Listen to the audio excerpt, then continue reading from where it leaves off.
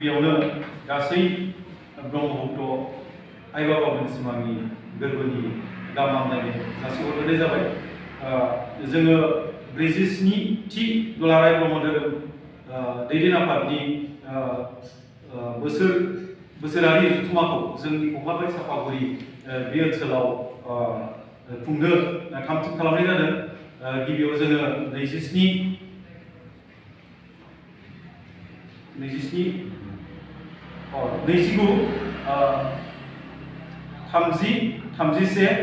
जानुवारियाव लानाय जादोंमोन।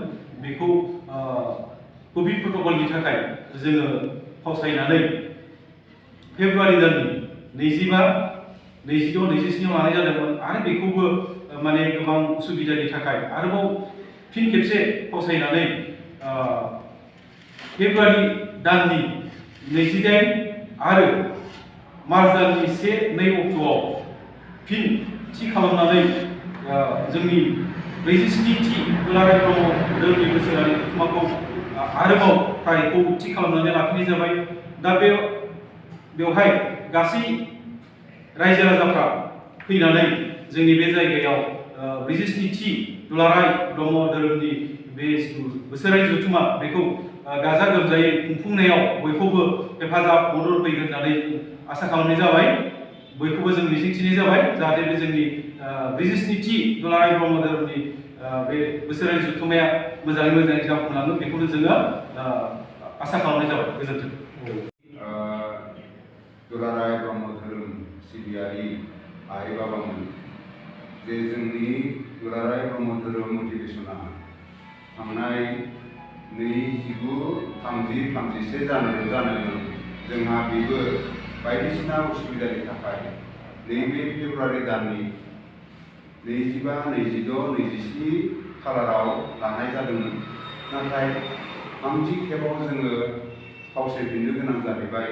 बिनि जाहोनानो जाहैबाय मा UPPOनि बिथांमोनहा जोंनि आसामनि बाहेराव साहित्य मोनदों आरो बेनि थाखायनो बिथांमोनहा बोसोरारि फालिनो लादों आरो बेवहाय जोंनि 25, 26, 27 फेब्रुवारि लानाय जादोंमोन।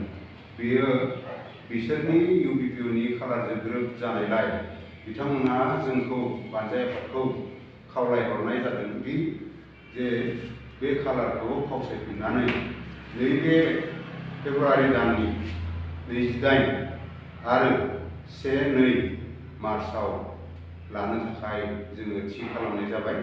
आरो बेखायनो जोंनि दुलाराय ब्रह्म धोरोम सिबियारि आइ बाबामोनखौ फिन बानजाय आफादनिफ्राय आफादगिरि जानानै आङो खावलायहरनाय जाबाय जे जोङो नैबे सोलिबाय थानाय फेब्रुवारि दाननि 28 आरो 1-2 मार्चआव गासैबो लैहोर फैनानै जोंनि बे ब्रह्म धोरोम सिबियारि आइ बाबामोनहा जोंखौ जाहाथे बे सानथामाव हेफाजाब होफैयो लैहोर फैनानै आरो जोंनि ब्रह्म धोरोमखौ फेहेरनाय फुवारनाय गासैबो खामानियाव हेफाजाब होफैगोन आरो जोंनि बानजायनायाव जाहाथे जोंखौ मोजाङै मोजां खुंफुंलांनो थुलुंगा होफैगोन।